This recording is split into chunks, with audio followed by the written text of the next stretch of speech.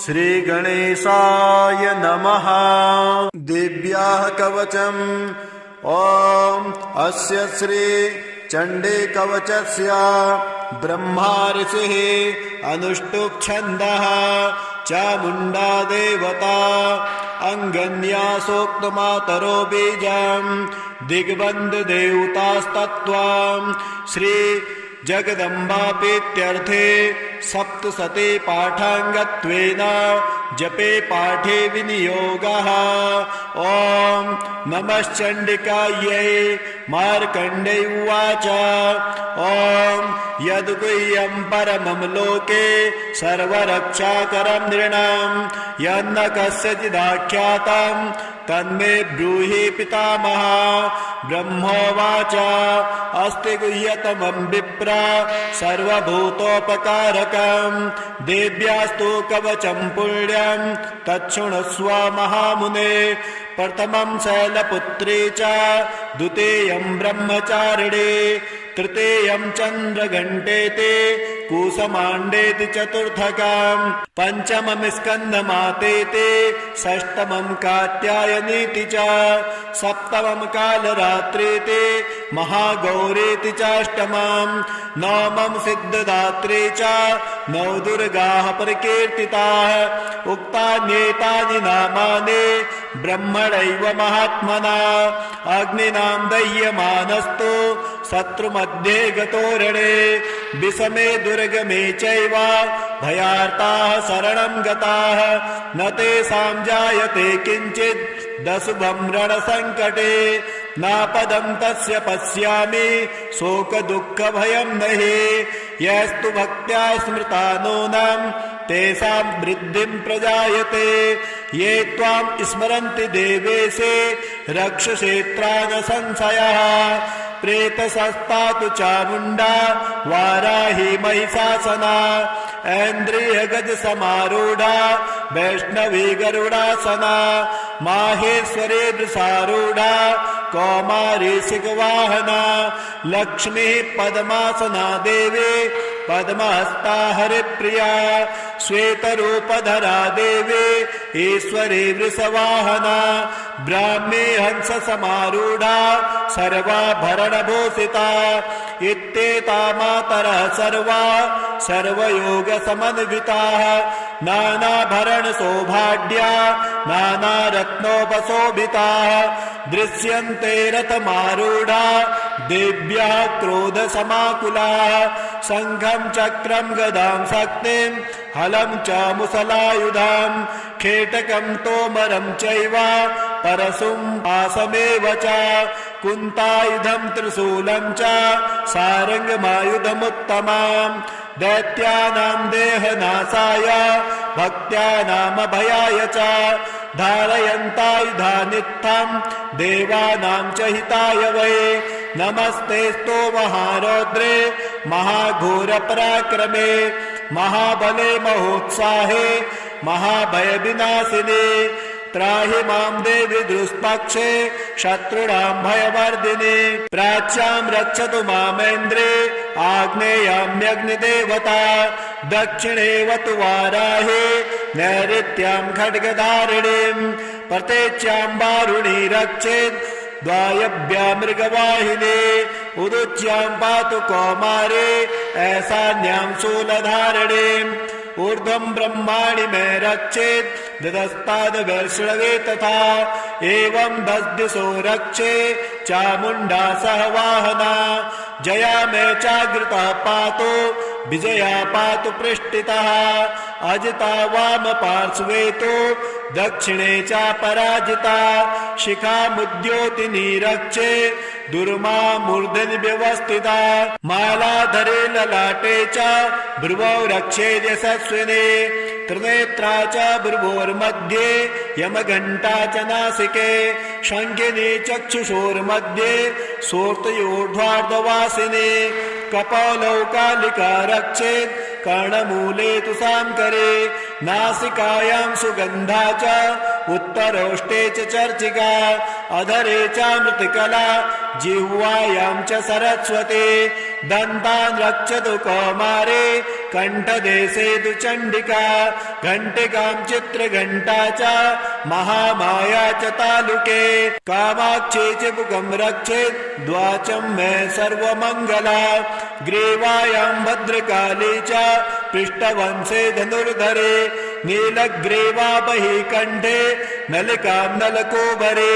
स्कन्धयोः खड्गनी रक्षेत् बाहु मे वज्रधारिणे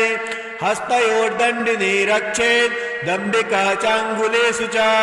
नखाञ्चूलेश्वरी रक्षेत् कुक्षौ रक्षेत् कुलेश्वरे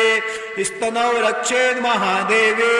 मनाशोकविनाशिने हृदये ललिता देवे उदरे शूलधारिणे नाभौ च कामिनी रक्षेत् गुह्यं गुह्येश्वरे तथा पूतना कामिका मेढं गुदे महिषवाहिनी कट्यां भगवती रक्षेत् जानूनि विन्ध्यवासिने जङ्गे महाबला रक्षेत् सर्वकामप्रदायिने गुल्फयोर्नारसिंहे च पादपृष्ठे तु तेजसे पादाङ्गुलेषु श्रीरक्षेत् पादाधस्थलवासिने नखान् दृष्ट्वा कराले च केशाञ्चैवोर्ध्वकेशने रोमकूपेषु कौबेरे त्वचं भागेश्वरे तथा रक्तमज्जावसामासा न्यस्थितिमेधांसि पार्वते अन्तराणि कालरात्रिश्च पीतं च मुकुटेश्वरे पद्मावते पद्मकोशे कफे चूडामणि तथा ज्वालामुखे नखज्वाला मवेद्या सर्वसन्धिषु शुक्रं ब्रह्माणि मे रक्षेन् छायां छत्रेश्वरे तथा अहङ्कारं मनोबुद्धिं रक्षेन् मे धर्मधारिणे प्राणापानौ तथा व्यानं मुदानं च समानकं वज्रहस्ता च मे रक्षेत् प्राणं कल्याणशोभना रसे रूपे च गन्धे च शब्दे स्पर्शे च योगिने सत्त्वं रजस्तमश्चैव रक्षे नारायणी सदा आयो रक्षतु वाराहे धर्मं रक्षतु वैष्णवे यशा कीर्तिं च लक्ष्मीं च धनं विद्यां च चक्रिणीं गोत्रमिन्द्राणि मे रक्षेत् पशून् मे रक्ष चण्डिके पुत्रान् रक्षेत् महालक्ष्मीर्भार्यां रक्षतु भैरवे पन्थानं सुपथा रक्षेत् मार्गं क्षेमकरे तथा राजद्वारे महालक्ष्मीर्विजया सर्वथा स्थिता रक्षाहीनं तु यतस्थानं वर्जितं कवचेन तु तत्सर्वं रक्ष मे देवे जयन्ते पापनाशिने पद्मेकं न गच्छेतु यजिच्छेषु महात्मनः कवचेनावृतो नित्यं यत्र यत्रैव गच्छते तत्र तत्रार्थलाभश्च विजयः सार्वकामिकः यं यं चिन्तयते कामं तं तं प्राप्नोति निश्चितं परमेश्वर्यमतुलं प्राप्स्यते भूतले पुमान् निर्भयो जायते मर्त्यः सङ्ग्रामे स्वपराजितः त्रैलोक्ये तु भवेत् पूज्यः कवचेनावृतः पुमान् इदं तु देव्याः कवचं देवानामपि दुर्लभं यः पठेत् प्रयतो नित्यं त्रिसन्ध्यं श्रद्धयान्वितः देवे कला भवेत् तस्य त्रैलोक्ये स्वपराजितः जीवेद्वर्षतं सागर अपमृत्युविवर्जितः नश्यन्ति व्याधयः सर्वे लूतापि स्फोटकादयः स्थावरं जङ्गमं चैव कृत्रिमं चापि यद्विषम् अभिचाराणि सर्वाणि मन्त्रयन्त्राणि भूतले भूचरा केचराश्चैव जल्याश्चोपदेशिकाः सहजाकुलजा माला डाकिनी शाकिनी तथा अन्तरिक्षचरा घोरा डाकिन्निश्च महाबलाः ग्राभूतपिशाचाश्च यक्षगन्धर्वराक्षसाः ब्रह्मराक्षसवेताला कूष्माण्डा भैरवादयः नश्यन्ते दर्शनातस्य कवचे हृदि संस्थिते मानो नतिर्भवेत्राज्ञस् तेजो वृद्धिकरं परं यशसा वर्धते सोपे कीर्तिमण्डितभूतले जपेत् सप्तशतीं चण्डीं कृत्वा तु कवचं पुरा यावत् भूमण्डलं धस्ते सशैलवनकानकं तावत् तिष्ठति मेदिन्या सन्तते पुत्रपौत्रिके देहान्ते परमं स्थानं यत्सुरैरपि दुर्लभं प्राप्नोति पुरुषो नित्यं महामाया प्रसादतः लभते परमं रूपं शिवेन सह मोदते। ॐ अस्य श्री अर्गलास्तोत्रमन्त्रस्य विष्णु ऋषिः अनुष्टुप् छन्दः श्रीमहालक्ष्मीर्देवता श्रीजगदम्बापीतये सप्तशती पाठाङ्गत्वेन जपे पाठे विनियोगः। ॐ नमः चण्डिकायै। मार्कण्डेय उवाच ॐ जय त्वं देवी चामुण्डे जय भूतात्रिहारिणे जय सर्वगते देवे कालरात्रे नमोऽस्तुते जयन्ते मङ्गलाकाले भद्रकाले कपालिने दुर्गा शिवा क्षमा धात्रे स्वाहा स्वधा नमोऽस्तुते मधुकैटभ विध्वंसे विधात्रे वरदे नमः रूपं देहि जयं देहि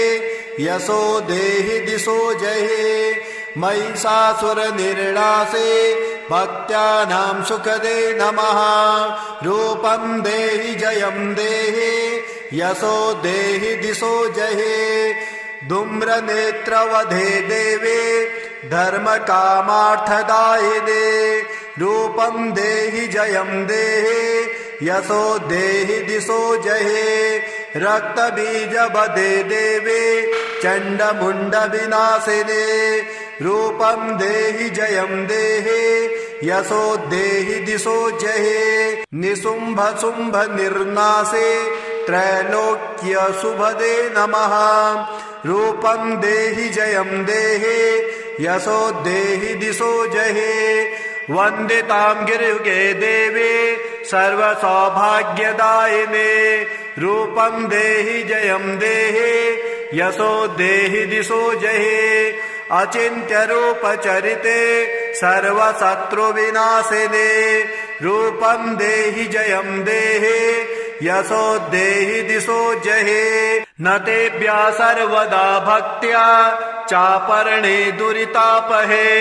रूपं देहि जयं देहि यशो देहि दिशो जहि स्तुवद्भ्यो भक्तिपूर्वं त्वां चण्डिके व्याधिनाशिने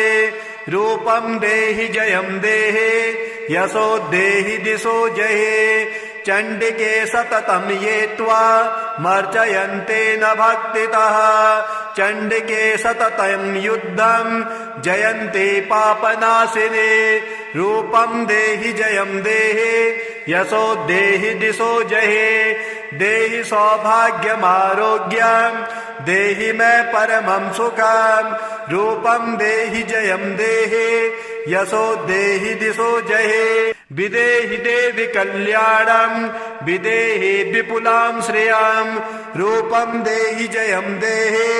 यशो देहि दिशो जहि विदेहि दूषितां नाशं विदेहि बलमुच्यके रूपं देहि जयं देहि यशो देहि दिशो जहि सुरासुरशिरोरत्ना निद्गृष्टचरणाम्बिके रूपं देहि जयं देहि यशो देहि दिशो जहि विद्यावन्तं यशस्वन्तं लक्ष्मीवन्तं जनं कुरु रूपं देहि जयं देहि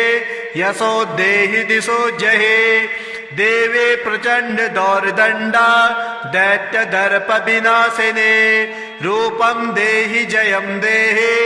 यशो देहि दिशो जहि प्रचण्ड दैत्य दर्पग्ने चण्डिके प्रणताय मे रूपं देहि जयं देहि यशो देहि दिशो जहि चतुर्भुजे चतुर्वक्त्रा संस्तुते परमेश्वरे रूपं देहि जयं देहि यशो देहि दिशो जहे कृष्णेन सस्तुते देवे सस्वद्भक्त्या सदाम्बिके रूपं देहि जयं देहे यशो देहि दिशो जहे हिमाचलसुतानाथा संस्तुते परमेश्वरे रूपं देहि जयं देहे यशो देहि दिशो जहे इंद्रियाणि पतिसद्भावा पूजिते परमेश्वरे रूपं देहि जयं देहे यशो देहि दिशो जहे देवे भक्तजनोद्यामा दत्तानन्दोद अम्बिके रूपं देहि जयं देहे यशो देहि दिशो जहे भार्यां मनोरमां देहि मनोवृत्तानुसारणे रूपं देहि जयं देहे यशो देहि दिशो जहे तारणीं दुर्ग संसारा सागरस्याचलोद्भवे रूपं देहि जयं देहे यशो देहि दिशो जहे इदं स्तोत्रं पठित्वा तो महास्तोत्रं पठेन्नरः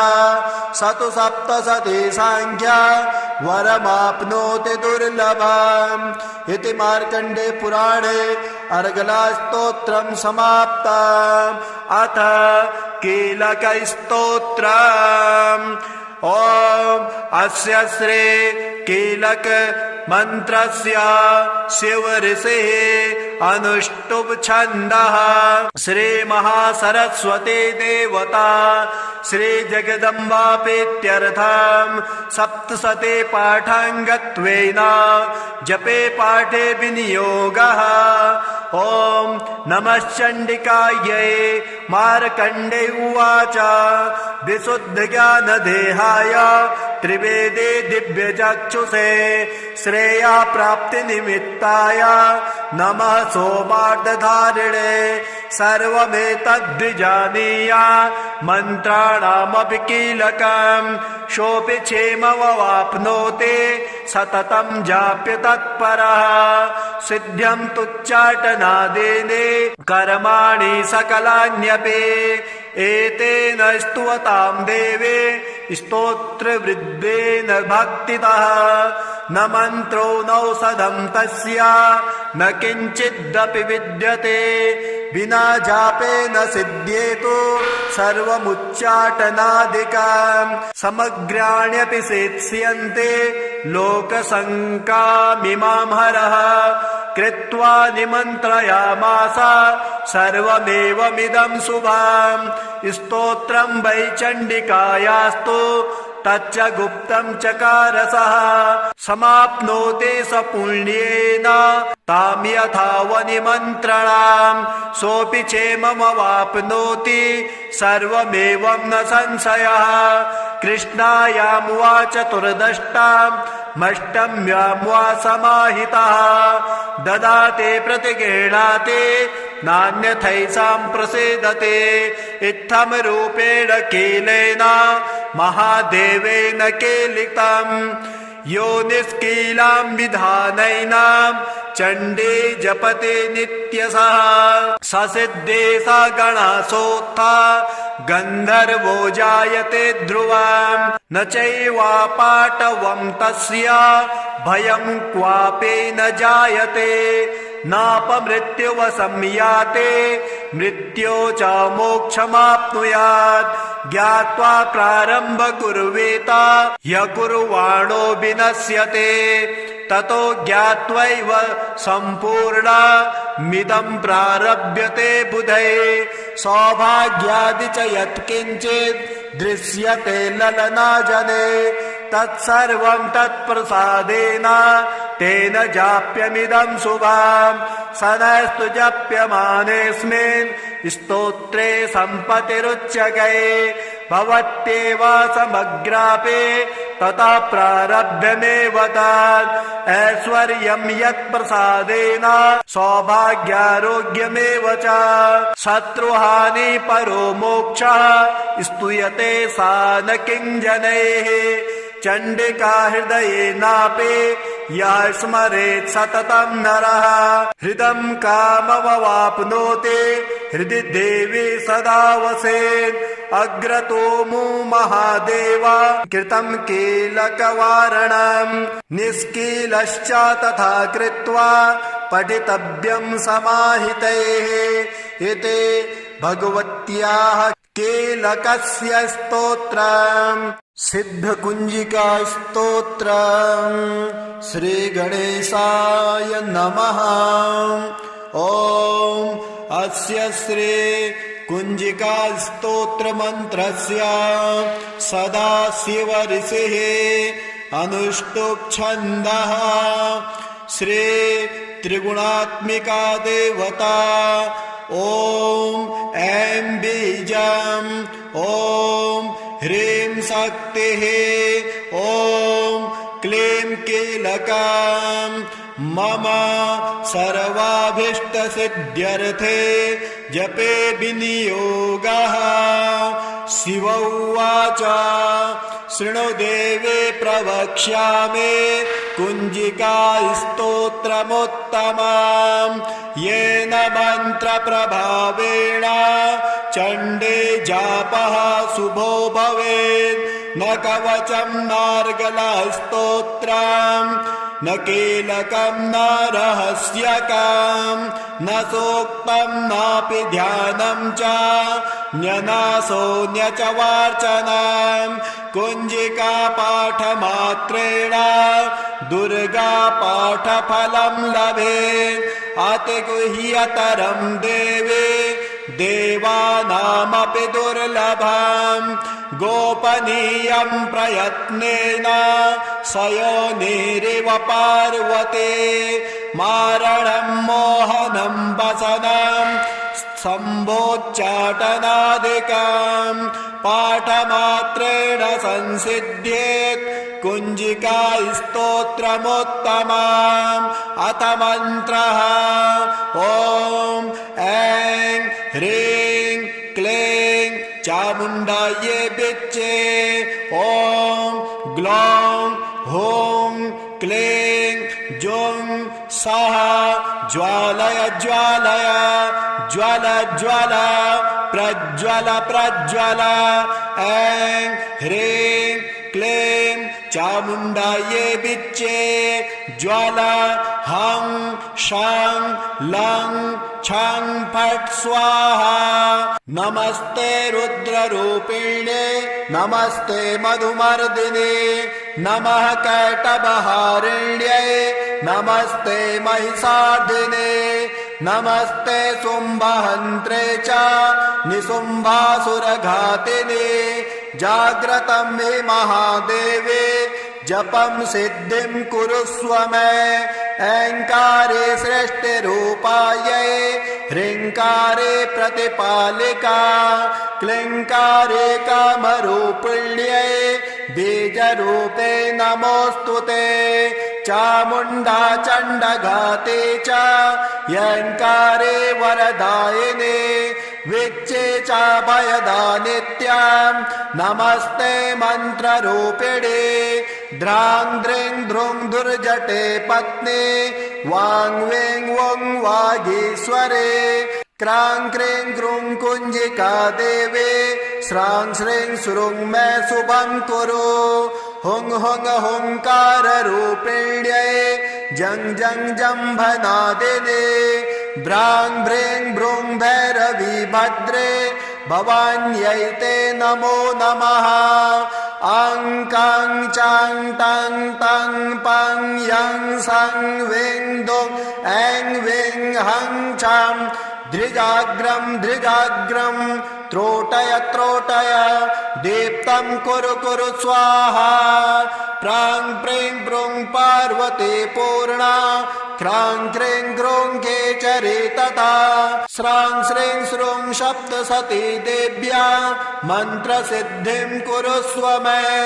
इदं तु ते कुञ्जिका स्तोत्रं मन्त्रजागर्ति हेतवे अभक्तेनैव दातव्यं गोपेतं रक्ष पार्वते। यस्तु कुञ्जिकया देवे हीनां सप्तशते पठेत् न तस्य जायते सिद्धिर्रण्ये रोदनं यथा। ॐ श्रीगणेशाय नमः। दिव्याः कवचम्। ॐ अस्य श्री चण्डी कवचस्य ब्रह्मा ऋषिः अनुष्टुप् छन्दः चामुण्डा देवता अङ्गन्या सोक्तमातरो बीजम् दिग्बन्ध देवतास्तत्त्वम् श्री जगदम्बापीत्यर्थे सप्तशते पाठाङ्गत्वेन जपे पाठे विनियोगः। ॐ नमश्चण्डिकायै।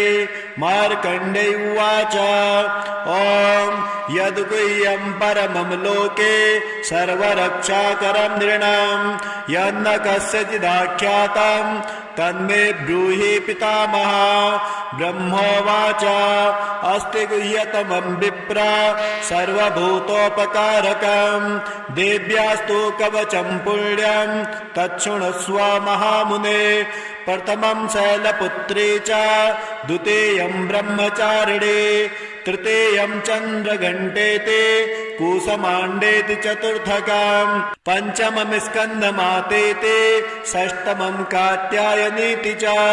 सप्तमं कालरात्रीति महागौरीति चाष्टमं नवमं सिद्धदात्री च नौ दुर्गाः परिकीर्तिताः।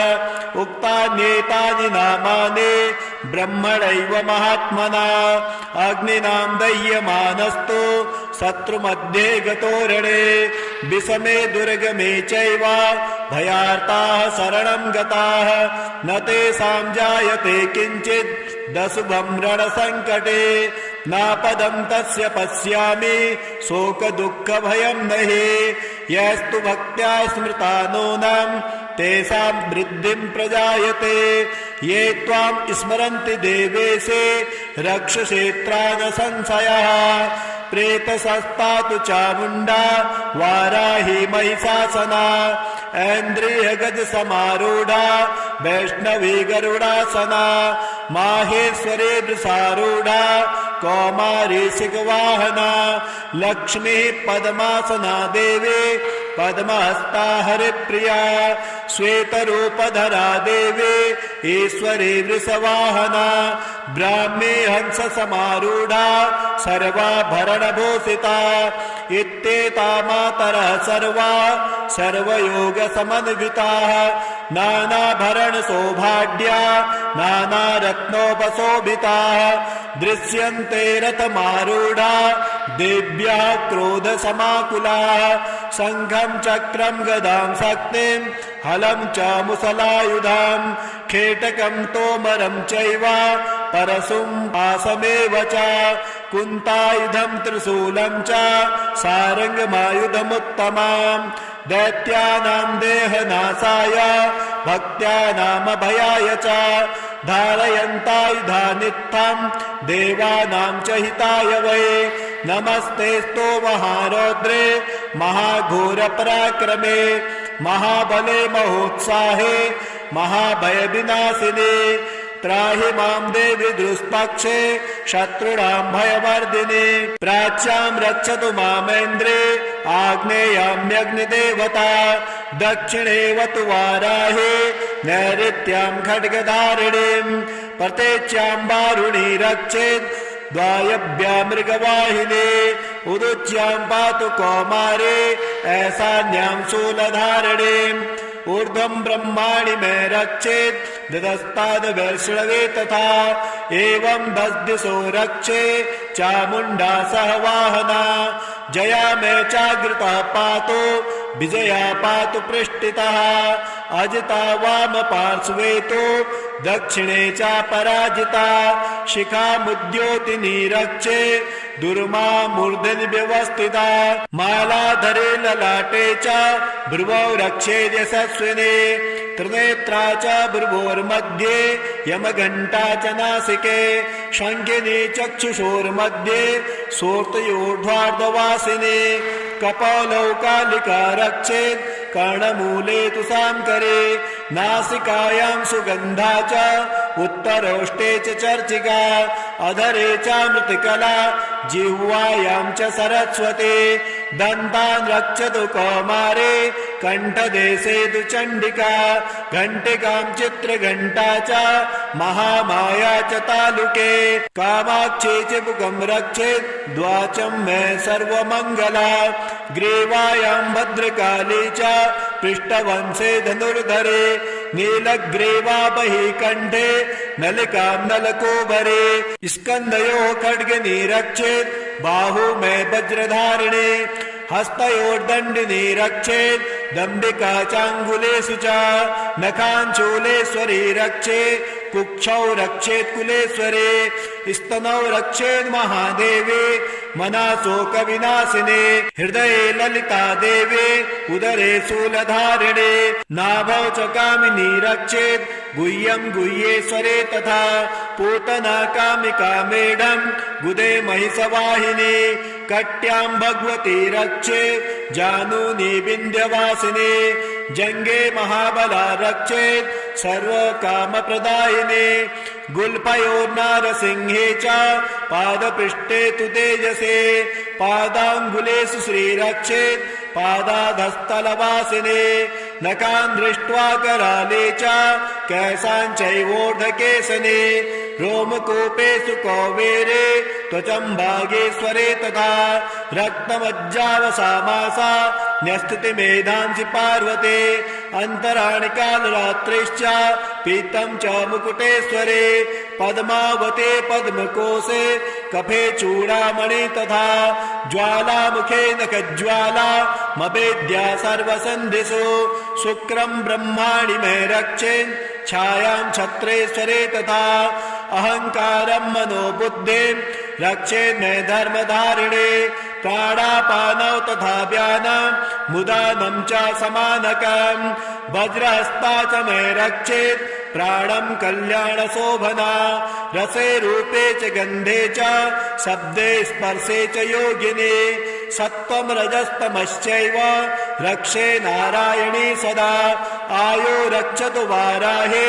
धर्मं रक्षतु वैष्णवे यशा कीर्तिं च लक्ष्मीं च धनं विद्यां च चक्रिणीं गोत्रमिन्द्राणि मे रक्षेत् पशून् मे रक्ष चण्डिके पुत्रान् रक्षेन् महालक्ष्मीर्भार्यां रक्षतु भैरवे पन्थानं सुपथा रक्षेन् मार्गं क्षेमकरे तथा राजद्वारे महालक्ष्मीर्विजया सर्वथा स्थिता रक्षाहीनं तु यतस्थानं वर्जितं कवचेन तु तत्सर्वं रक्ष मे देवे जयन्ते पापनाशिने पद्मेकं न गच्छेतु यजिच्छेषु महात्मनः कवचेनावृतो नित्यं यत्र यत्रैव गच्छते तत्र तत्रार्थलाभश्च विजयः सार्वकामिकः यं यं चिन्तयते कामं तं तं प्राप्नोति निश्चितं परमेश्वर्यमतुलं प्राप्स्यते भूतले पुमान् निर्भयो जायते मर्त्यः संग्रामे स्वपराजितः त्रैलोक्ये तु भवेत् पूज्यः कवचेनावृतः पुमान् इदं तु देव्याः कवचं देवानामपि दुर्लभं या पठेत् प्रयतो नित्यं त्रिसन्ध्यं श्रद्धयान्वितः देवे कला भवेत् तस्य त्रैलोक्ये स्वपराजितः जीवेद्वर्षतं सागर अपमृत्युविवर्जितः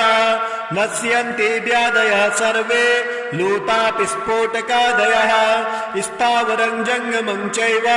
कृत्रिमं चापि यद्विषम् अभिचाराणि सर्वाणि मन्त्रयन्त्राणि भूतले भूचरा केचराश्चैव जल्याश्चोपदेशिकाः सहजाकुलजा माला डाकिनी साकिनी तथा अन्तरिक्षचरा घोरा डाकिन्निश्च महाबलाः ग्राभूतपिशाचाश्च यक्षगन्धर्वराक्षसाः ब्रह्मराक्षसवेताला कूष्माण्डा भैरवादयः नश्यन्ते दर्शनातस्य कवचे हृदि संस्थिते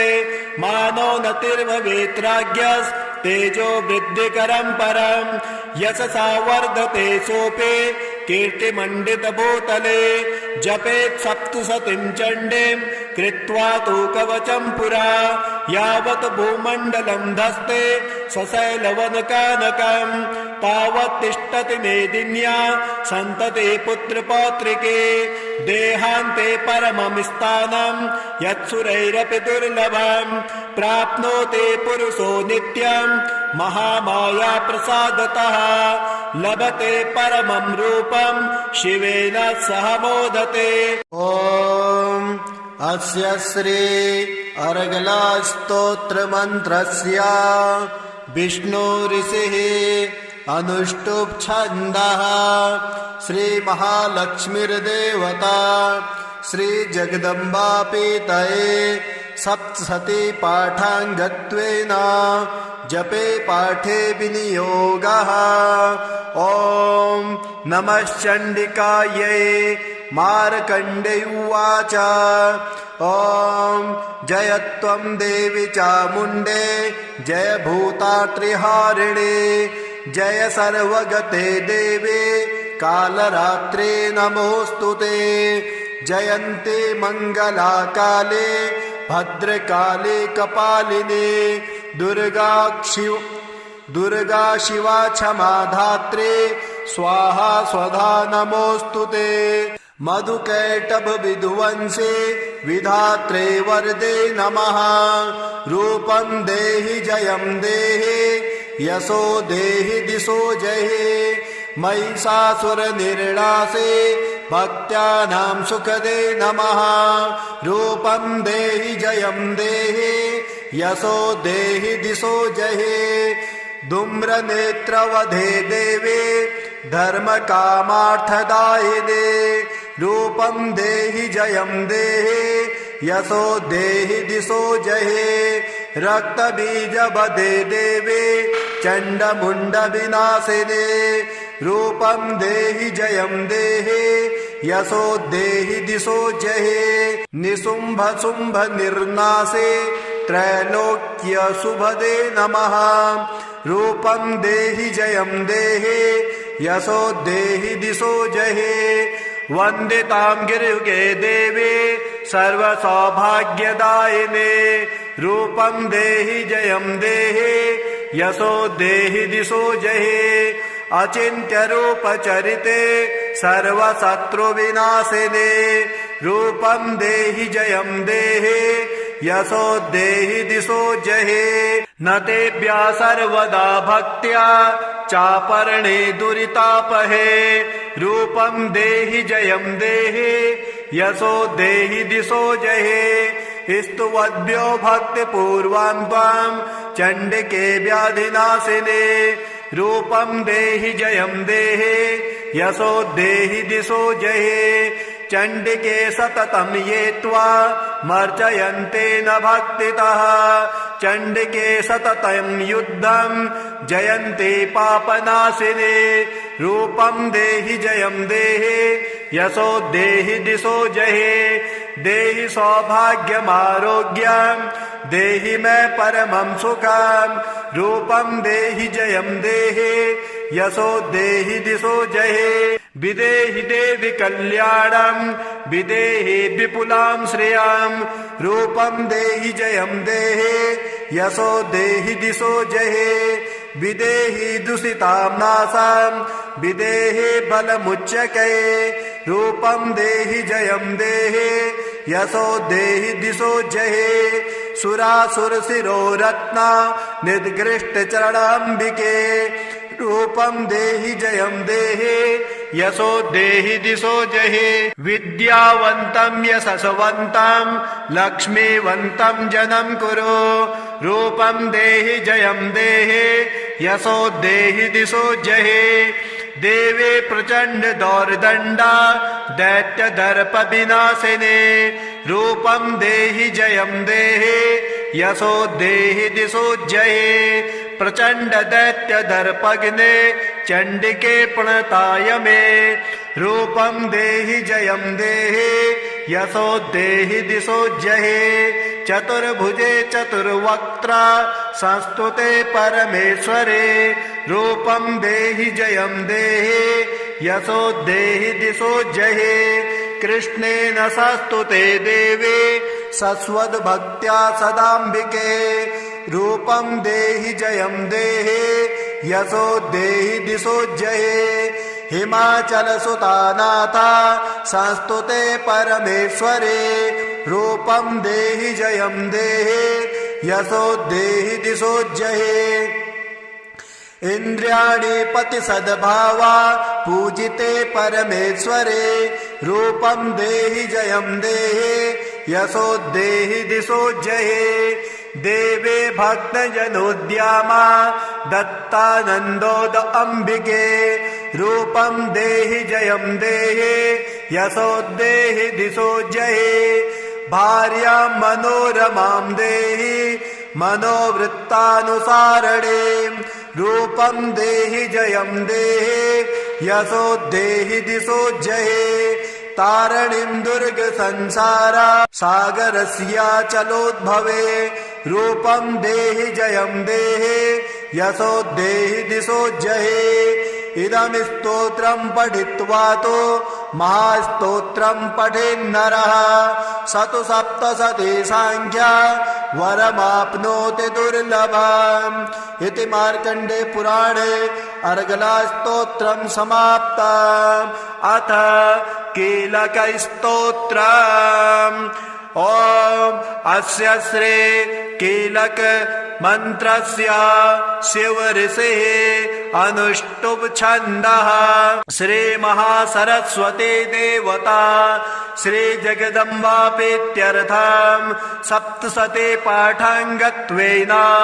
जपे पाठे विनियोगः ॐ नमश्चण्डिकायै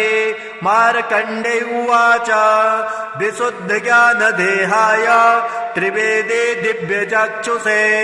श्रेया प्राप्तिनिमित्ताय नमः सोमार्धधारिणे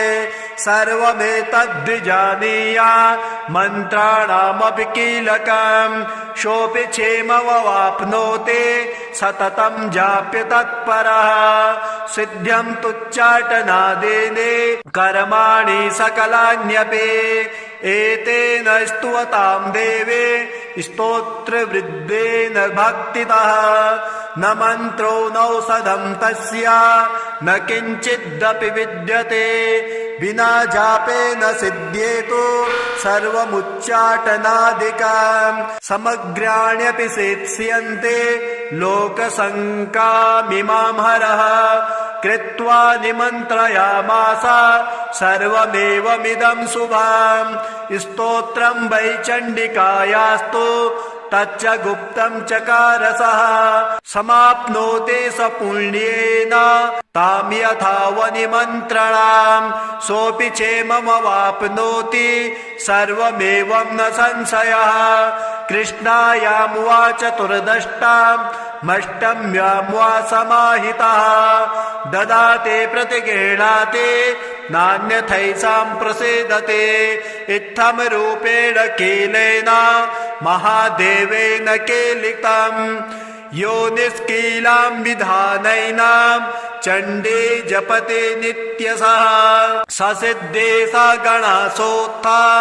गन्धर्वो जायते ध्रुवम् न चैवापाटवं तस्य भयं क्वापि न जायते नापमृत्युवशं याते मृत्यो च मोक्षमाप्नुयात् ज्ञात्वा प्रारम्भ कुर्वेत य कुर्वाणो विनश्यते ततो ज्ञात्वैव सम्पूर्णमिदं प्रारभ्यते बुधै सौभाग्यादि च यत्किञ्चित् दृश्यते ललनाजने तत्सर्वं तत्प्रसादेन तेन जाप्यमिदं शुभम् सनस्तु जप्यमानेऽस्मिन् स्तोत्रे सम्पतिरुच्यते भवत्येव समग्रापि ततः प्रारभ्यमेव तत् ऐश्वर्यं यत्प्रसादेन सौभाग्यारोग्यमेव च शत्रुहानि परो मोक्षः स्तूयते सा न किञ्जनैः चण्डिका हृदयेनापि यः स्मरेत् सततं नरः हृदं काममवाप्नोति हृदि देवी सदा वसेत् अग्रतोमो महादेव कृतं कीलकवारणं निष्कीलश्च तथा कृत्वा पठितव्यं समाहितैः इति भगवत्याः कीलकस्य स्तोत्रम् सिद्धकुञ्जिका स्तोत्रम् श्रीगणेशाय नमः। ॐ अस्य श्री कुञ्जिका स्तोत्र मंत्रस्य सदाशिव ऋषिः अनुष्टुप् छन्दः श्री त्रिगुणात्मिका देवता ॐ ऐं बीजम् ॐ ह्रीं शक्तिः ॐ क्लीं कीलकम् मम सर्वाभीष्टसिद्ध्यर्थे जपे विनियोगः। शिव उवाच शृणु देवे प्रवक्ष्यामि कुञ्जिका स्तोत्रमुत्तमम् येन मन्त्रप्रभावेण चण्डे जापः शुभो भवेत्। न कवचं नार्गलस्तोत्रम् न कीलकं न रहस्यकं न सूक्तं नापि ध्यानं च न्यनासो न्य च वार्चनं कुञ्जिका पाठमात्रेण दुर्गा पाठफलं लभेत्। अतिगुह्यतरं देवे देवानामपि दुर्लभम् गोपनीयं प्रयत्नेन सयोनिरिव पार्वती मारणं मोहनं वसनं सम्भोच्चाटनादिकं पाठमात्रेण संसिद्ध्येत् कुञ्जिका स्तोत्रमुत्तमम्। अथ मन्त्रः ॐ ऐं ह्रीं क्लीं चामुण्डायै विच्चे ॐ ग्लौं हूं क्लीं जुं सः ज्वालय ज्वालय ज्वल ज्वल प्रज्वल प्रज्वल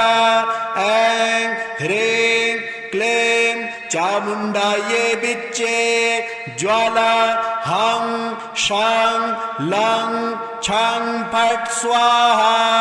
नमस्ते रुद्ररूपिणे नमस्ते मधुमर्दिने नमः कैटभहारिण्यै नमस्ते महिषार्दिने नमस्ते शुम्भहन्त्रे च निशुम्भासुरघातिने जाग्रतं मे महादेवे जपं सिद्धिं कुरुष्व मे। ऐङ्कारे सृष्टिरूपायै ह्रीङ्कारे प्रतिपालिका क्लीङ्कारे कामरूपिण्यै बीजरूपे नमोऽस्तु ते। चामुण्डा चण्डघाते च यङ्कारे वरदायिने विच्चे च भयदानित्यां नमस्ते मन्त्ररूपिणे द्रां द्रीं द्रुं दुर्जटे पत्नी वां वें वं वागीश्वरे क्रां क्रीं क्रूं कुञ्जिका देवे स्रां श्रीं सुरुं मे शुभं कुरु। हुं हुं हुंकाररूपिण्यै जं जं जम्भनादिने भ्रां भ्रीं भ्रूं भैरवी भद्रे भवान्यै ते नमो नमः। अं कं चं तं तं पं यं सं विं दुं ऐं विं हं छं धृजाग्रं धृजाग्रं त्रोटय त्रोटय दीप्तं कुरु कुरु स्वाहा। प्रां प्रीं प्रूं पार्वती पूर्णा क्रां क्रीं क्रूं केचरी तथा स्रां श्रीं श्रूं सप्तसती देव्या मन्त्रसिद्धिं कुरुष्व मे। इदं तु ते कुञ्जिका स्तोत्रं मन्त्रजागर्ति हेतवे अभक्तेनैव दातव्यं गोपेतं रक्ष पार्वते। यस्तु कुञ्जिकया देवे हीनां सप्तशते पठेत् न तस्य जायते सिद्धिर्रण्ये रोदनं यथा।